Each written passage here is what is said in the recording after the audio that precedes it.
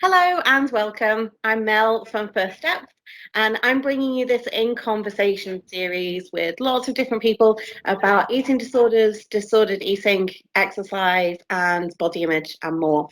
Today, I'm here with Leah and Carly. They're both fitness professionals. We're going to be talking about exercise and how to have a healthier relationship with food. They came together to start Work ED Out, which we're going to be talking about in a moment. Yeah, I'm so happy you're both here. Thank you, Leah and Carly. Thanks so much for being here.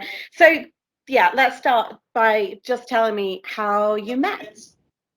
Who goes? Who's gonna tell the story? Hi, my name's Carly. Thanks so much for inviting us onto your In Conversation series. I can talk from my perspective and you can add stuff if I've missed it out, Leah, maybe. So I was running fitness classes up at UWE and I was running them, and a friend of Leah's was coming along.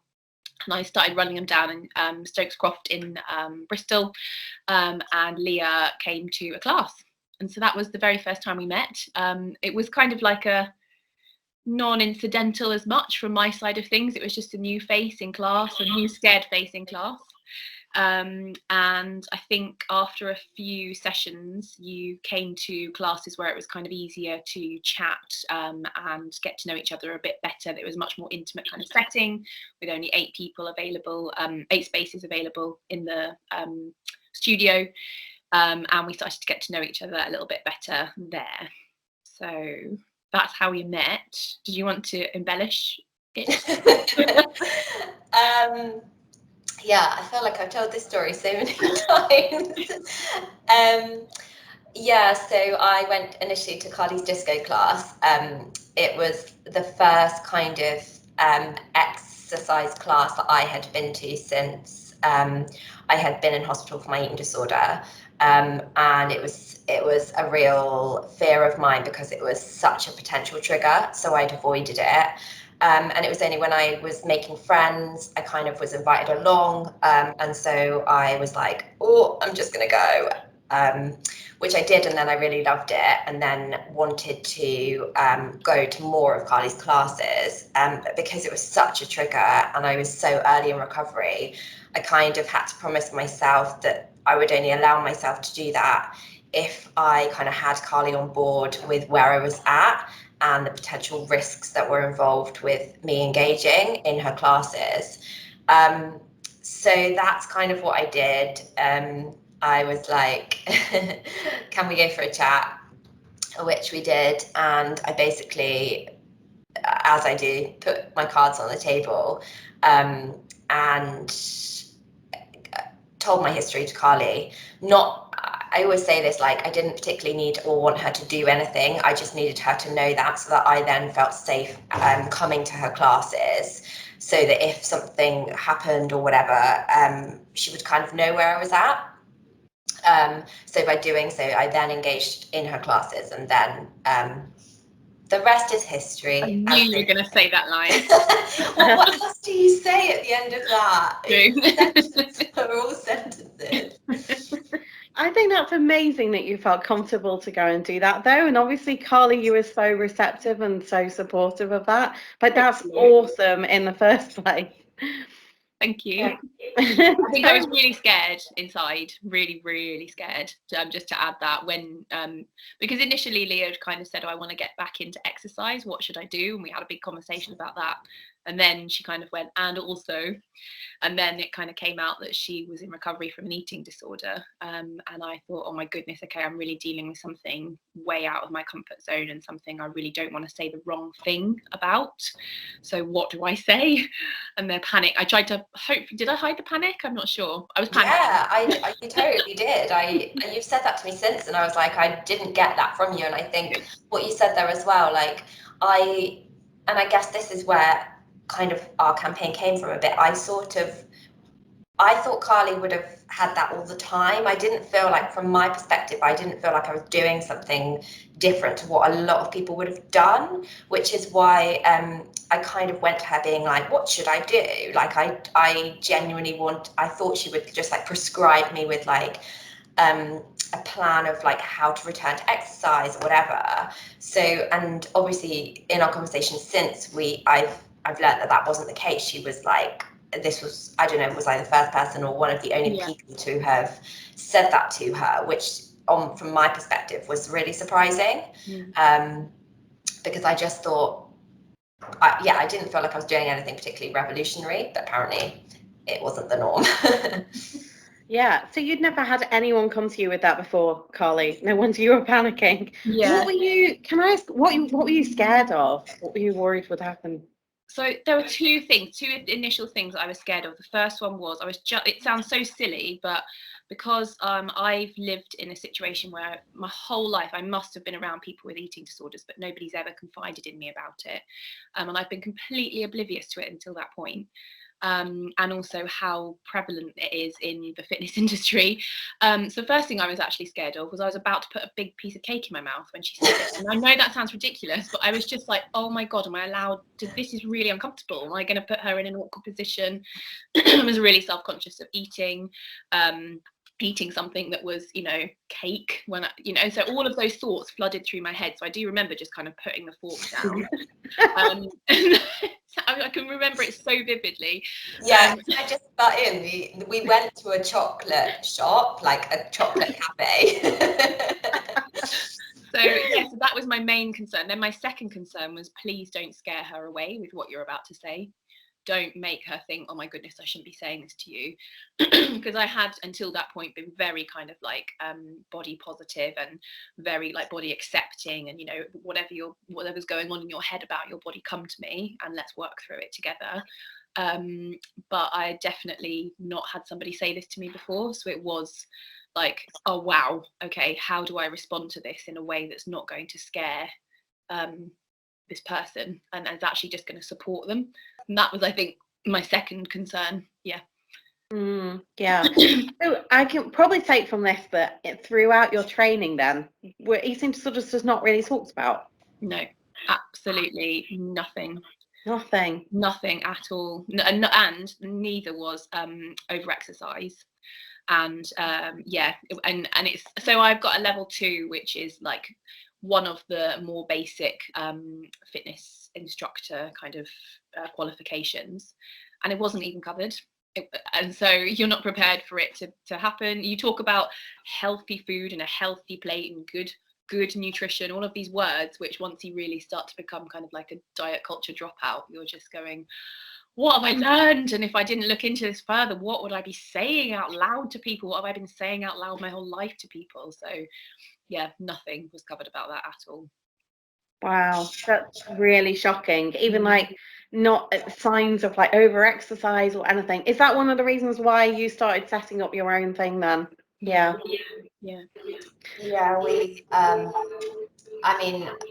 we had so many conversations about it because it came as like quite a surprise to me that wasn't something Carly knew much about. It was then that we started delving into the reasons why she wasn't, like, it didn't feel confident at that stage having those kind of conversations, which then led to us to kind of thinking about it like on a kind of larger scale, in the sense of like, why is that and what can we do about that to try and support like not just fitness professionals but also people that are engaging in their classes, because it is a two-way thing. It wasn't just about me feeling comfortable to go to Carly, it was also about Carly feeling comfortable to be able to have those conversations with me and feel safe in what she was saying, and it just opened up a whole like lack of understanding and confidence and education within that realm of, which is, as we've said, like so prevalent in the fitness industry. It just seems shocking that it's not.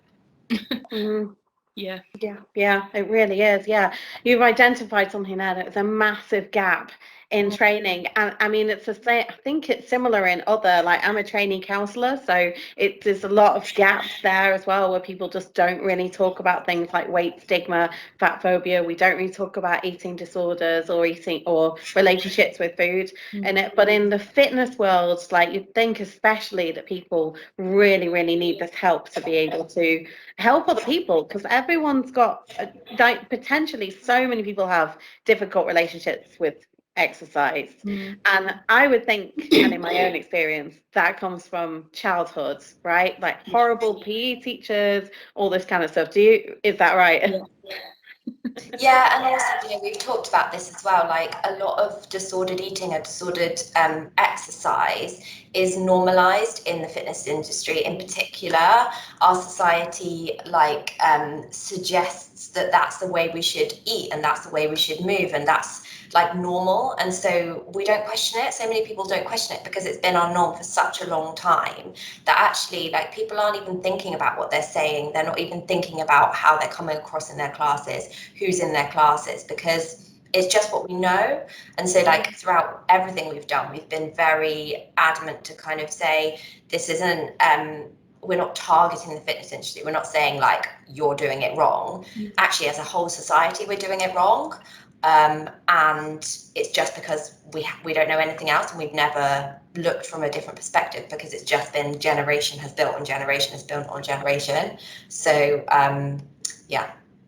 Yeah, it's really normalized. Sorry, it's also really praised as well, isn't it? Like the more and more you work on your body and you work out, and the stronger you look, it's all about like gains and strength and all this kind of stuff.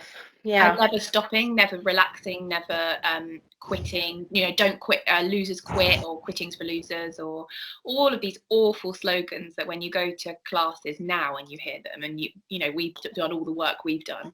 You just kind of sat there with your mouth open going, is this still happening? Because we're so used to thinking in a different way now. And I just don't think it's helped by, I could start on the government if you like, but I just don't think it's helped by campaigns which are just kind of, they're just throwing stuff out there to see what sticks. Like, we'll give people money if they stop this terrible obesity pandemic that we've got. And just listening to it, kind of going, where did this come from? Because this is just old rhetoric that's just got no science behind it now. We're just like, can we move on a little bit from this? So it's just so frustrating to still, I feel like we're doing so much, but then we realise we are in a little bubble sometimes. Yeah, I was just going to say that I feel like because everyone I surround myself with, not just in the fitness industry, but just in general, knows where I'm at, like has similar viewpoints to me. And then when you step out of that, like if you go to a different class or you like go and speak with different people, like even like where I work, which is also in a hospital, like you're just surrounded by people that's still their norm, and it like kind of shocks you a bit because you're like, wow, you're actually still thinking in that way, and it makes you realize that you're in a bubble, and like outside of the bubble it's still the norm. Or even parents, like I speak to my parents and I'm just like, this is where it comes from. But it's just so normal, for society. So I do think that I could go on forever. I know. I was like, there's just so much to discuss. It's just hard to. Yeah, there is such a lot. I find that although like kind of avoiding, I guess, going political, it's really hard not to, because it often comes down to policy and and people making decisions on this, and government obesity strategies, which seem to, this is a thing I found at school as well. There's a shaming approach to making people exercise, like a fear tactic of like, you need to exercise to be better, to be stronger, to look better, but like also to be a good person. It's very like moralized, isn't it? Like to be a good person, you need to do this. And I do wonder if that competitiveness from school as well, like it was mainly competitive sports and things that we were doing, as opposed to like, we did a bit of dancing, but I would have loved like yoga or just non-competitive things, because otherwise I can see how we grow up to have this competitive culture in classes, in gyms, and it's coming back to that thing of exercise being a punishment, isn't it? Like you need to force yourself to do it. Yeah, and like having the like ability to be able to say like, actually, lacrosse isn't really my thing. It might be my thing, like it might be like Sandra's thing over there, and that's fine for her, but it's not mine. But you just don't get that option at school. It's just like it's everyone's weeks of lacrosse. Yeah, I actually have never played lacrosse, so I don't know why I ever used that. I think my sister did, but just we didn't have that at school. I thought that was an American thing. No, my sister went to all girls school for a while, so I think it was there. Yeah, we had it at an all girls school. It was awful. I hate lacrosse. Just like this, don't hit me with the ball. Yeah, and like we had like short course PE, and it was like you either got put into like short course PE or like full course PE, and those that were put into short course then just succumbed themselves to being like, well, I'm not good at sport, I'm not good at PE, and that was then like how it was written for them. Whereas like it just puts people in a box from such a young age and tells them what they can or can't do and how good or bad they are at it. And it's only then if you like do like a massive circle in your own personal life, which often comes as a result of like feeling the really negative consequences of that experience, that you then are able to unpick it and try and get to a better place. But for a lot of people, they don't. And so it just becomes like forcing themselves to go to the gym, forcing themselves to do this because they feel like they should, because society's telling them they should and they don't know any different. And I think that's like going back to like when I first went to Carly's class, like it was just a whole different experience I'd never experienced before. Like regardless of my eating disorder, I just like had fun, and I didn't even think about like all the things that you're meant to think about when you go to the gym or when you exercise, in terms of like how long you're there for and what you're doing and like how heavy you're lifting. Like that didn't even matter. It was just a really nice time. And I think that for so many people, that's really revolutionary and not something they've experienced before. Yeah, for me personally, some of the things that I guess I'm biased because I do go to Carly's classes, disco aerobics classes online, and it's what I would have wanted when I was a kid. I was at dance classes when I was younger, and like I hated PE and games and all that, but like I did enjoy dancing, but I couldn't actually enjoy it because my body type wasn't the same as other people, and I just thought I'm never going to go anyway. I'm never going to lose enough weight to be able to do this. It's just never going to work. I just felt this like the sort of hippopotamus dancer, and it was all about the way that it looked and the way that people were judging me. So in the end I stopped. So doing disco aerobics classes gives me like a little bit of healing from like being like the kid that wanted to dance but didn't fit in, whereas like now I'm just like anyone of any size anyway, you know, anyone can join in, anyone can dance, and you can do it for movement. Like you don't have to be good at it. I'm really glad you said that, because I also don't think I'm actually very good at dancing, but I really don't. And you know, like the good and bad thing, and the worse I am, the more determined I am to carry on. The worse I forget my routines, the more I can't do the thing that I've watched on a video that I'm trying to get my legs to do and they don't do it. And I'm like, this is good, it shouldn't matter, because I want to model this to people that, hey, I can hear the music and my body's moving to the music, and I don't know, let's just make something up. And actually that is so important for me to be right at the front modeling that, so other people can feel like, cool, okay, so I'm not trying to hit the standards of this like ex-ballerina trained dancer. She's just messing about and I want to mess about too. So I really hope that yeah, thank you for saying that. Yeah, you're making it okay. You're making it okay just to do whatever and have fun. And like inclusive. And I think that's the difficulty with like a lot of what people experience up until a point when they meet like someone like Carly or go to a class like Carly's. Like it's just all these like exclusive clubs where like if you don't look a certain way or you don't think a certain way, your body doesn't move in a certain way, you're out. You don't even get back in, and that's just so damaging for people. Yeah, it really is. It's just, yeah, I think I probably would have felt the same about gyms. Well, no, I still do now actually with gyms. I just kind of think gym culture. I just have this idea, whether it's kind of true or not, that it's just full of like thin people in like really expensive activewear. Activewear doesn't even go up to my size sometimes. It's just like this horrible irony of like, oh, lose weight, but then actually we're not going to sell activewear, and you're not going to feel comfortable in gyms, and the focus is going to be on weight loss, and it's going to be, you know, it's just it's a horrible environment for people, and it's really scary. Like I've been scared to go to new classes, and doing it online has really helped. I think that makes it way more accessible for people, like anxiety wise. It really helps. You can leave your video off if you want to. Also, like, you know, just for people who are maybe not like mobile in a way that, like, you know, loads of gyms have stairs and things, don't they? Yeah. Where is like the disabled access there? Like, just, Yeah, and I love it, Carly, how in your classes as well, you say if you're sitting down, you can do it this way. Like your modifications are brilliant as well. Thank you. Anyway, don't turn this into a love-in. I know the classes are great, but come on.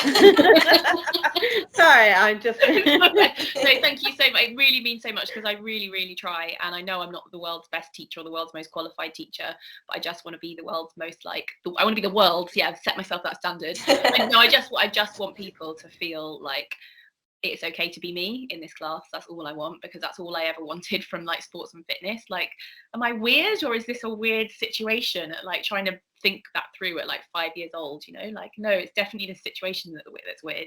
I'm okay as a person, Yeah. How did you get into sort of being, as you said before, a diet culture dropout? And because you're very body positive in the way that you deliver classes. Like, was it always that way? So I definitely think it's the work that Leah and I have done together that's kind of pushed me to that point, definitely. Prior to that, I've been I'm actually embarrassed to say this, I have modelled myself as a fitness influencer since 2013. And I have posted stuff online about cutting out, I don't want to say anything that's going to trigger people, but cutting out certain food groups and, getting up super early and hustling and grinding and never quitting and all of this stuff. I got really, really sick in 2013.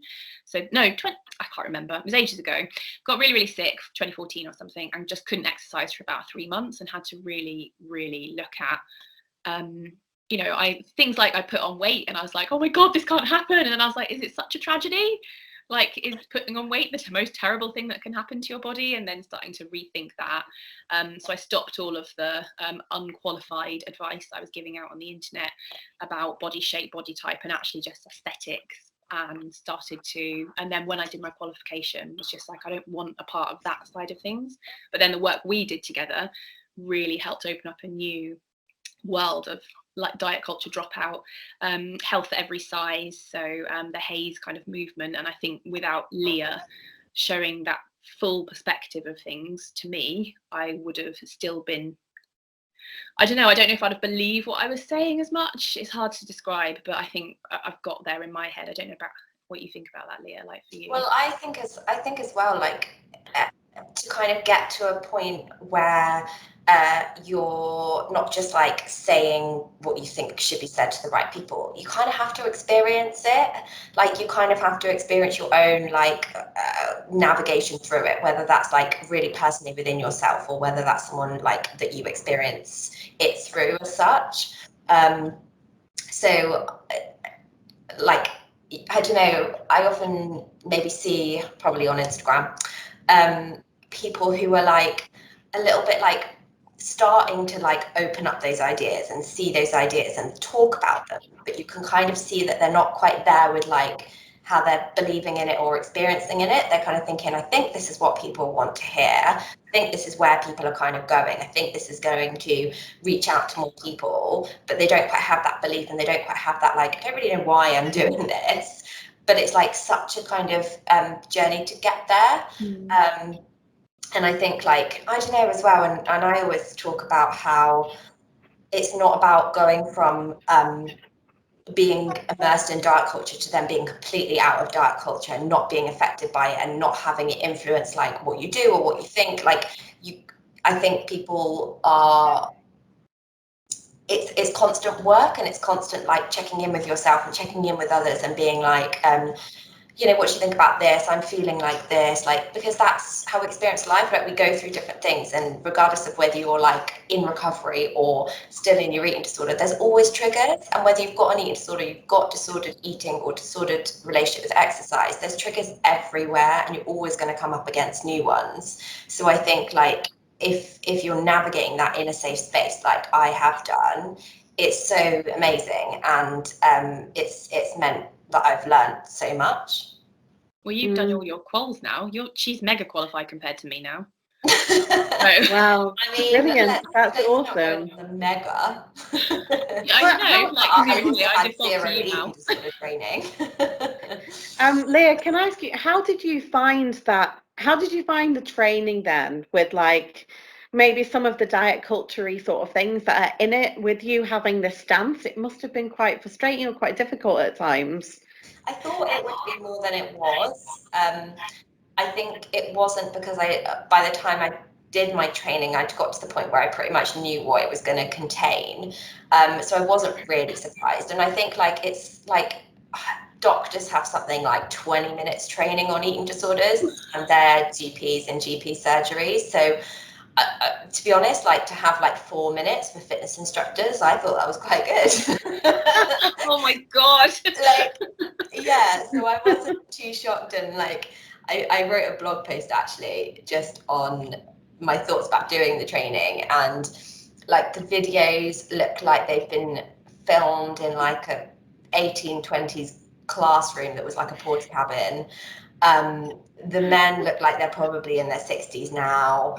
Like it's just so old school. It needs to be like thrown up in the air, rejigged. They need different perspectives, different people, different experiences to like really recreate it for like what it is today.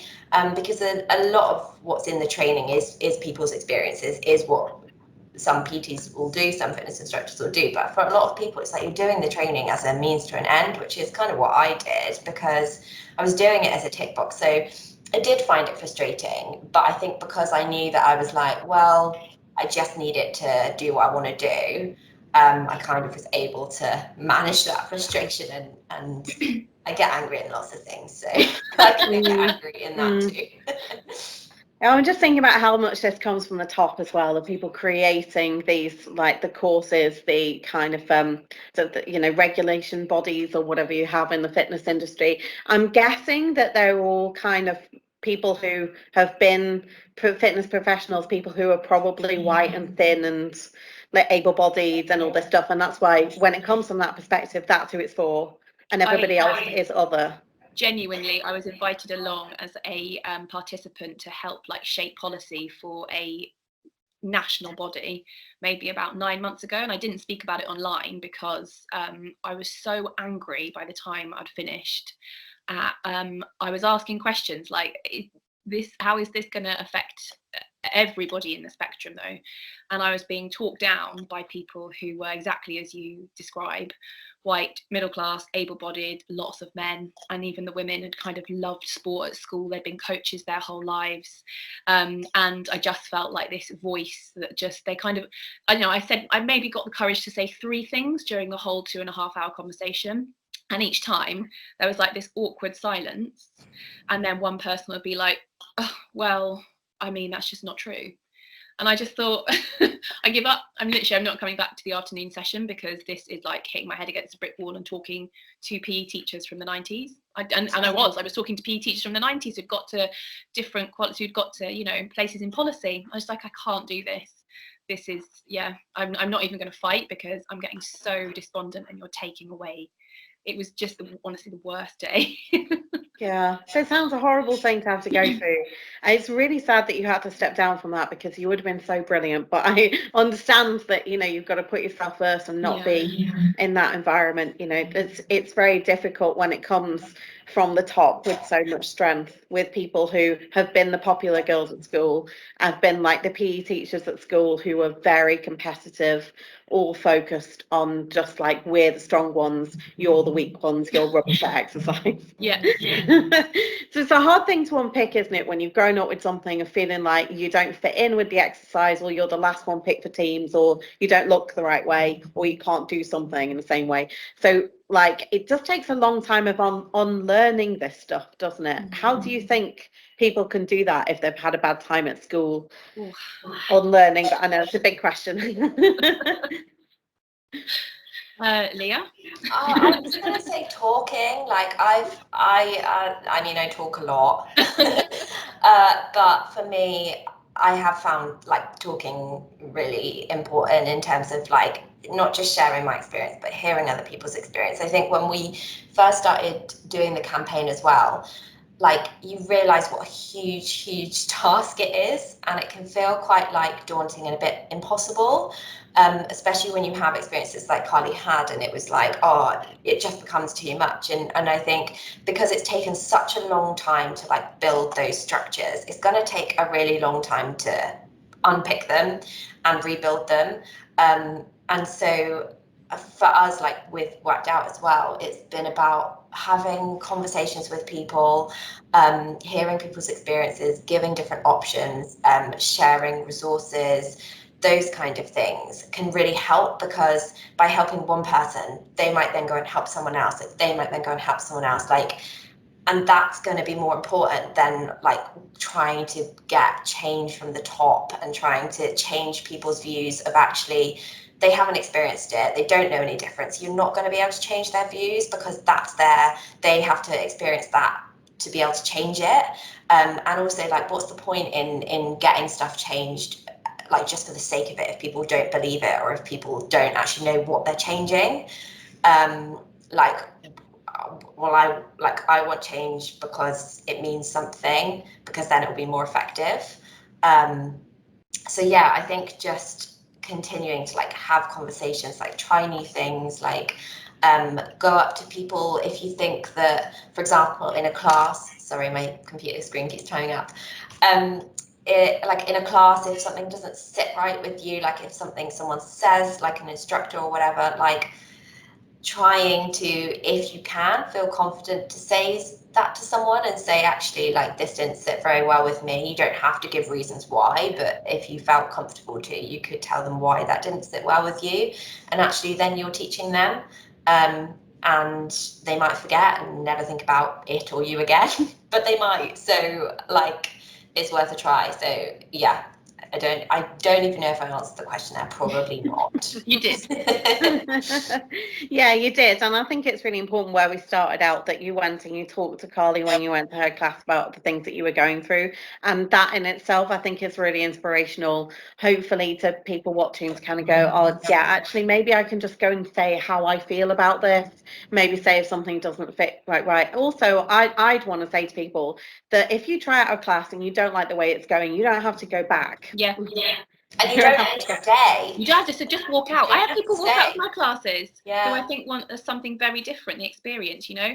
And I can't tell as much online, but certainly I've had someone right front and center bike just get up and walk out halfway through class, and it's like, as a teacher, you're like, oh my god. But actually, I'm kind of like, well, I'd rather you not be here than giving me daggers and me not providing the service you're after, which I think is a very different sort of spinning class. So yeah, I'll take that one on the chin, and I'd much rather hear talk to me about it. Yeah. I probably wouldn't have changed what I did, because I think I'm a really good teacher, but but I wouldn't, you know, he might have wanted something which was more like a technical ride or something like that. And for me, it's important to be body inclusive and body accepting, and those are my two kind of, okay, am I doing this in class? But yeah, just walk out, just go. I've walked out of classes before. Is everyone burning all your calories? Bye-bye, I'm off. That's it. See you later. I was gonna say as well, like, I know for me what, like, I would find triggering language in terms of my eating disorder, but I might not know what's triggering for like other mental or physical health conditions. Therefore, if I said something and someone came up to me, I'd actually appreciate that, because I just wouldn't have had that knowledge. And if they hadn't come and given me that feedback on like whatever language I used, I wouldn't know, and I'd just use it again, and not because I'm coming at it from a like bad perspective, just because I wouldn't know. So it can relate to so many things, like not just eating disorders. Yeah, I guess it's all an opportunity to learn and grow, isn't it? And as like professionals, you're probably wanting to be developing your skills and your way of delivering classes. So I think that's a great thing if people can speak up and say what they need. This brings me on to the thing that you did with Bristol, and was it with Bristol University, where you had this thing of like not using fat phobic language? What was that? So it was a motion that got passed. There's the student union at Bristol, they passed a motion. It was called Beat This Together. And basically it was about kind of changing the language around exercises within classes to kind of embrace that, like, body positivity and be more inclusive. And also kind of teaching the instructors and fitness professionals, but not just fitness professionals, kind of lecturers and whatnot at Bristol Uni about fat phobia and the dangers and damage that this can cause. And it was like one of the only motions that's ever been passed in the UK, like in the unis and things. And so it was quite revolutionary, actually, because nothing like that has happened before. And, you know, it's not going to be changed overnight. But kind of getting that into sport and exercise at a uni is like really important. And they included worked out in the motion, which was amazing. Yeah. So we're kind of given a little bit of, well, I think they kind of read our website, and I used to teach up there as well. So I knew the people who were putting the motion together. So yeah, it was just us kind of backing the motion along with some other campaigns, and it getting passed, which is good first step. I think there's still work to do, but I do think like that is not just Bristol University, they're working with other universities. So Beat This Together is like several universities working together. So yeah, and I think also just in terms of like it's important at the uni as well, because I first got ill when I went to uni.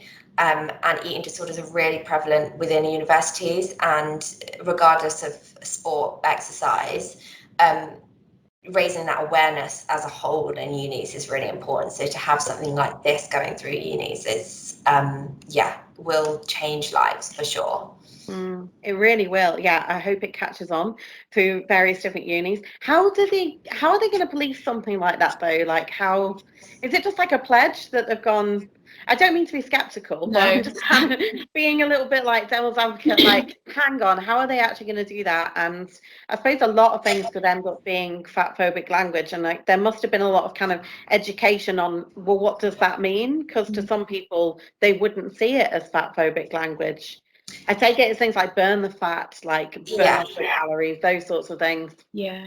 Yeah, and the difficulty is as well is that you can't police it, and you can't force people to have training in things like eating disorders unless it becomes part of like a curriculum or whatever. Like you can't. So that is a massive difficulty, because the kind of irony is that the people that will want to go for this kind of training or will be reading about this kind of stuff are people that have an interest in it automatically. And actually what we really want to do is target people, not target, but like come alongside people who don't have that kind of desire to learn or understand or gain a different perspective. So yeah, it's hard work.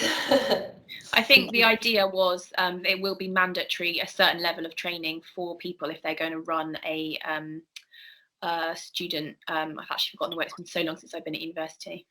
Sorry. So yeah, I think that's the way it would need to be mandatory, wouldn't it? Because then the people who aren't interested in this and maybe don't believe in it, because I suppose those people that have never had any issues with their body themselves, or maybe never had eating disorders, maybe just haven't seen this perspective before, maybe they just haven't thought about it. I think that's maybe what a lot of the issues are. You just don't, when you're used to being like able-bodied or like, you know, or thin, also you're never really thinking about other people's experiences.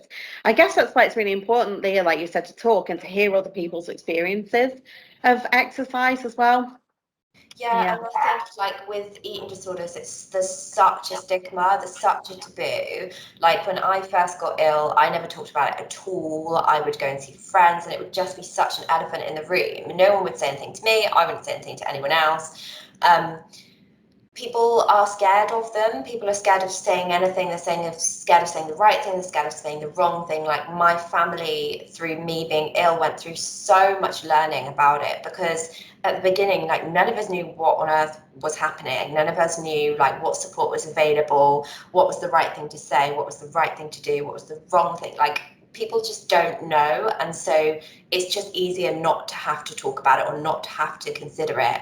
And like it goes back to I guess like what Carly was talking about, the health at every size movement, in the sense of we don't know, like anyone can experience an eating disorder. It's not about how you look, it's not about what you do, it's not about how you think, it's not about where you're from. Like it is so individualized. Yes, there's diagnosis for eating disorders, but actually disordered eating and eating disorders is such a fine line. And so it does make it really difficult, because we don't know who's got an eating disorder, who hasn't, and therefore that makes conversation and trying to support people around that really, really difficult. And so that's why it's totally understandable in many ways that stuff isn't talked about and stuff does just get brushed under the carpet, because it is really difficult, and you really do have to have that confidence in what you think and what you know to be able to support someone, which is why, like, with Carly, I was so lucky to like, it was rare, and I was really lucky, and I don't know like where I'd be at now if I hadn't had that experience, which is why I'm like, I wish everyone could have the same experience as me. I do think though, not you, there are certain people that you may have like a tick list of cues about that you can speak to if you're concerned about them. But then there are others who may not hit the ticks on that list, and you've got absolutely no idea aesthetically that they have got disordered eating or disordered exercise behavior. Maybe if you're seeing them a lot, you can kind of, especially in gyms and things, you can kind of go, you've got a disordered relationship with exercise, and I can see that. So I think I've definitely, and I think Leah, you're probably the same, don't want to put words in your mouth, but I've taken the tack of kind of talking and saying, if you have, talk to me. I'm open to talk to, rather than me chasing you down in the gym, because there will be people who are right at the start of their journey, or maybe don't even realise what they're doing is a disordered eating or disordered exercise pattern of behaviour. So it is you can't just kind of go, this is the look and somebody aesthetically, and this is their behaviour pattern, and the two match up like that, because there's all sorts of different categories of disordered eating, you know, as we all know. So there might be some people who, as I say, who tick the boxes that you're specifically concerned about for certain eating disorders, but you just have to say, I'm here, you can talk to me. And I think that is making yourself approachable for it, and just continuing to say you can talk if you need to, because then some people, they've got to recognize it in themselves before you can do stuff, you know, before you can work positively on it. Yeah, and I think, you know, it's such the norm for instructors to say things like, you know, if you've got any new injuries, or if you've got anything that, like, I need to know about, like, why can't we just make it clear as well that this is a safe space for people with eating disorders, and that you're a safe person, whether or not you can help them directly, or whether, you know, you're kind of the middle person in the sense of you can point them in the right direction. Just small things like that can really help, and like, as Carly said, inevitably, like, you won't be able to do anything in the sense of it like, change and recovery has to come from the person, but you can be such a huge important part of putting them on the right path for that. And I just think people don't realize that, and actually, you know, fitness instructors are professionals, and they have a duty of care to who comes to their classes and who moves in their space and whatnot. Yeah, it's just people feeling empowered enough to be able to own that. There is a lot of responsibility, isn't there, held by fitness instructors, because potentially there's scope for quite a lot of harm in what you might say, or in sort of people who maybe already have some disordered eating, and it might just sort of, you know, if it's not recognized, it might push somebody over the edge. So I think for any fitness professionals watching this, I suppose it's good to kind of encourage people to learn a bit more about eating disorders, learn about diet culture, unpick, you know, some of your own stuff, question yourself a little bit, like reflect a little bit mainly, and then that can help create like a kind of safer, more comfortable space for people where you can say, please talk to me, and then people will feel comfortable. And then for like people struggling themselves, for them to know that there's someone out there that they can go to a class without being triggered by these, you know, by this particular language. That makes it would make so much difference, wouldn't it? It would just revolutionize it if you knew you could just go to a class and feel safe and not feel, you know, like you're too big or you're not good enough. Oh, it would just make such a difference. Yeah, I do think even just kind of signposting that that's who you are, and I guess kind of putting out there, you know, there is a different way to think about this to people who are in your class. Just a little taster each time. I'll always try and say different things, like, you know, go and eat your dinner after this. Go and eat. You need carbs, protein, fats, because you've just exercised. As opposed to like, right, make sure you eat something. Again, I don't want to trigger people, but saying make sure you eat something healthy after this, or this is to burn off the X, Y, and Z. It's like, you've just exercised, go and eat some food, full stop. And I've just never been in a class where instructor's ever said that before. So it's like, okay, oh wow, okay, she's in charge and she's saying this. It's just little how you can reprogram someone's mind little bit by little bit into a healthier state of thinking about their body and how it looks and how it works. Yeah, and that focus on being grateful for your body as well, and what it can do, and for the movement, and just being thankful, and just having, you know, that kind of like self-care, really, of like giving yourself a hug at the end of the class. And like, I think picking up on what you said there, it feels quite revolutionary to think about what your body can do, because I think, like, as we were talking about earlier, it's all been about like what our bodies can't do, like, and everyone's different, and so what like my body can do is different to what your body can do, and that's okay. And like, it would be weird if both our bodies could do exactly the same thing at exactly the same point in time, but that's kind of how we're programmed to grow up and how we're programmed to believe, because so that can feel really different as well.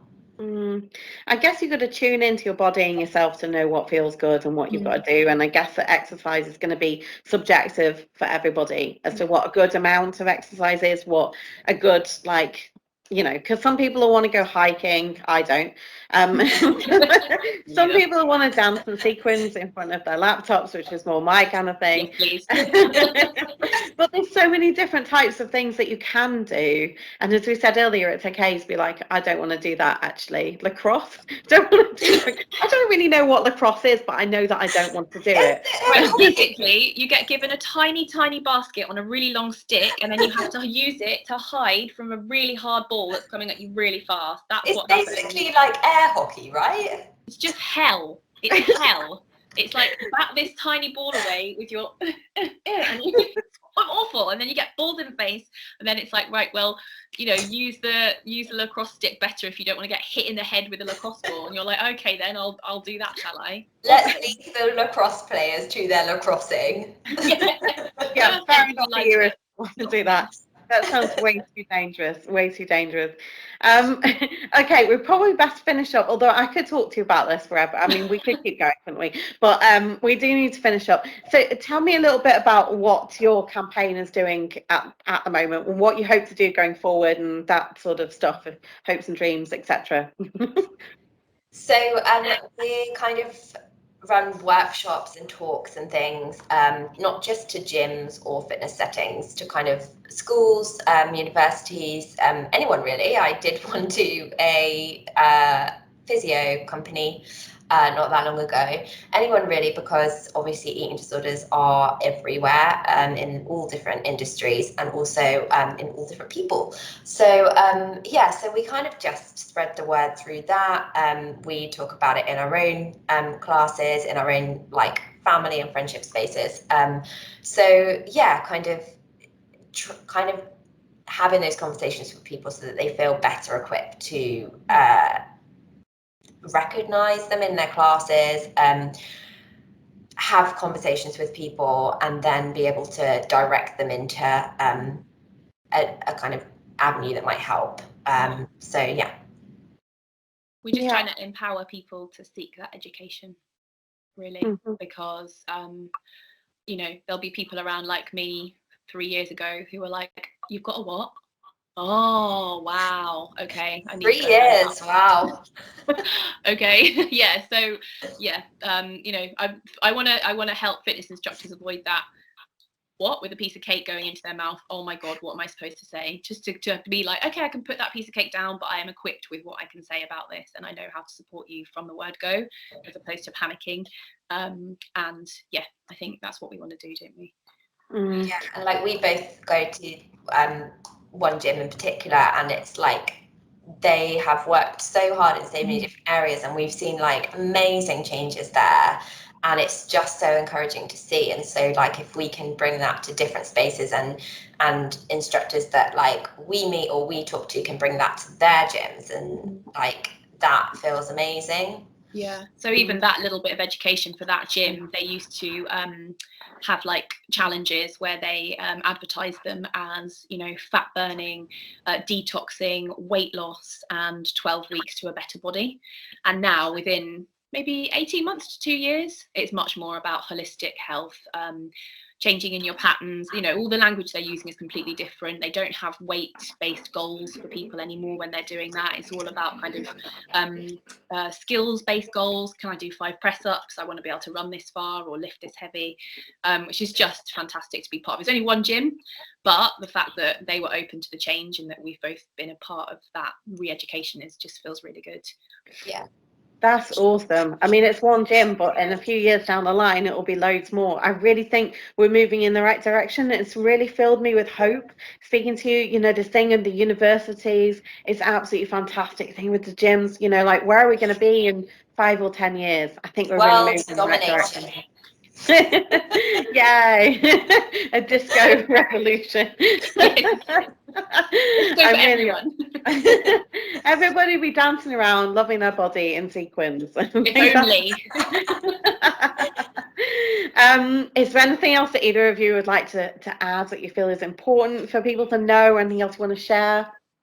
Just thank you for doing what you're doing, because you're amazing. Yeah. Oh. But this is really important, like having this resource and these conversations is, you know, we can then signpost people, because we get people coming to us, how do I educate myself? And to say, like, look, there's courses out here. When we first started looking, I think we found one, that was it. And in the past 3 years, we've seen more and more cropping up for people to actually do. So thanks for creating this, because it's going to be a fantastic resource for people. Oh, thank you. Yeah, and the more that we keep talking about it, then the more that other people will talk about it as well. And then we can really, really start to help professionals and people's relationships with exercise, like hand in hand. Thank you so much. It's been so positive. Thank you. Your work is fantastic, and thanks so much for everything you do. Thanks for having us. Thank you.